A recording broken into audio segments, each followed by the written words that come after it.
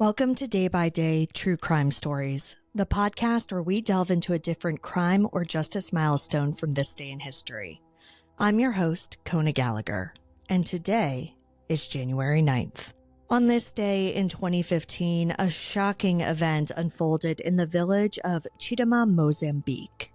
What began as a funeral gathering to honor a loved one turned into an absolute catastrophe after dozens of attendees died and hundreds fell seriously ill after drinking traditional beer.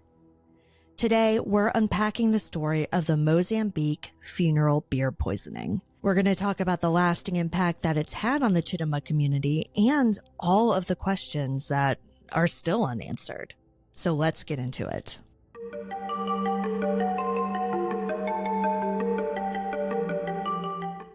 In the rural village of Chitima, located in Mozambique's Titi province, funerals are deeply rooted in tradition and community. They're gatherings that bring together friends, families, and neighbors to pay their respects, share memories, and support one another. They're just large celebrations of life. Now, one central part of these traditional gatherings is fombe, a beer made from fermented corn flour. It's shared among attendees, symbolizing unity and a way to honor the departed. On January 9th, 2015, one such funeral began like any other. People gathered, they shared stories, and participated in communal rituals, including drinking fombe. But as the day went on, people started complaining of intense stomach pain. They had nausea, there was vomiting, and at first it seemed isolated. Like maybe there were one or two people feeling unwell. But then, in a terrifying wave, more and more people fell gravely ill, collapsing and suffering severe symptoms all at once. By the following morning, it was clear that this wasn't a typical case of food or drink contamination. At least 56 people had died within hours, and over 200 more were hospitalized in critical condition. For a small village like Chitima, the loss was devastating. Entire families were affected, with many losing multiple loved ones all in one day. The sheer scale of the tragedy overwhelmed the system, and medical teams worked tirelessly to save as many lives as possible. But it was just too much. The symptoms victims experienced, severe diarrhea, vomiting, and abdominal pain, all pointed to poisoning.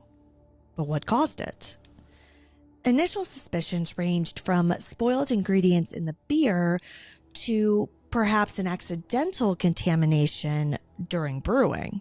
But as the death toll climbed and the severity of the symptoms became more evident, authorities and locals began to suspect something more sinister. Survivors of the poisonings later spoke out and talked about their experiences.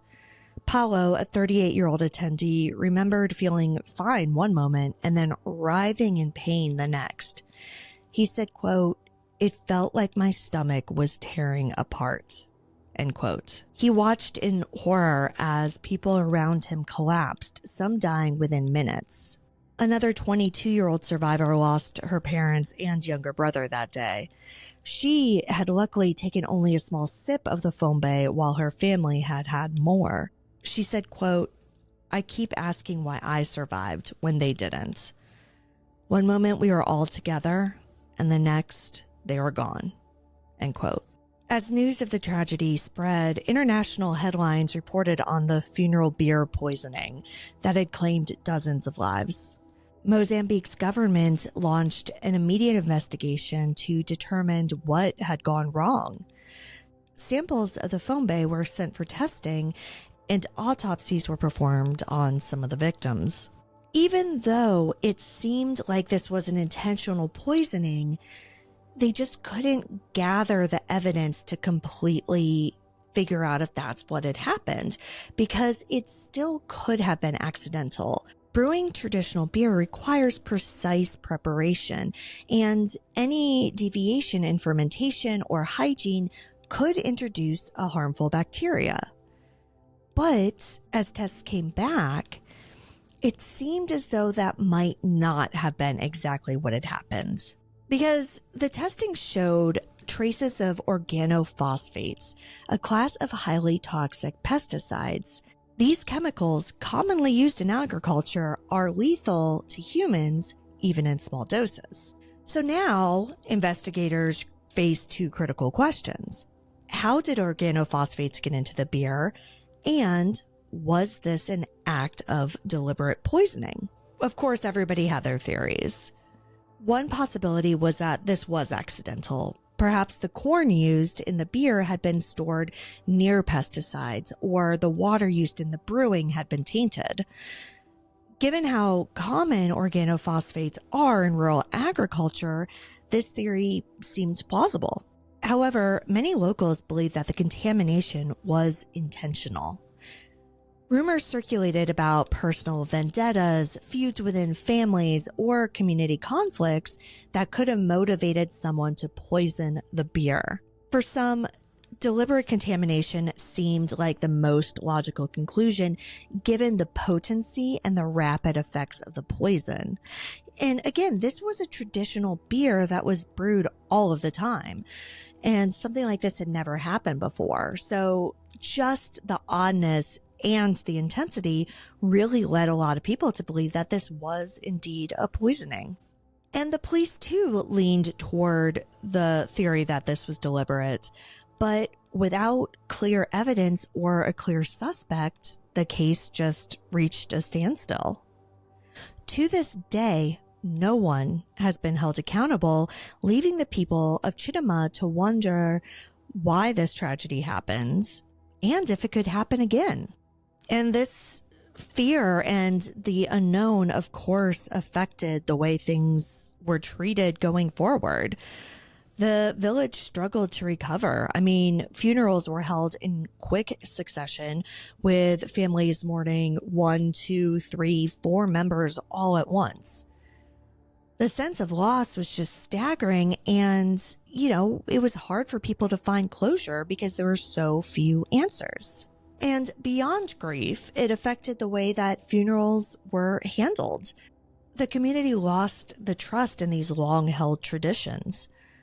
Fombe had always been a symbol of togetherness, but now it was a source of fear. Some families began hosting smaller private gatherings instead of the traditional large communal ones. Others replaced the homemade beer altogether with commercially produced drinks, hoping to prevent another disaster. The Mozambique funeral beer poisoning remains an unsolved case to this day.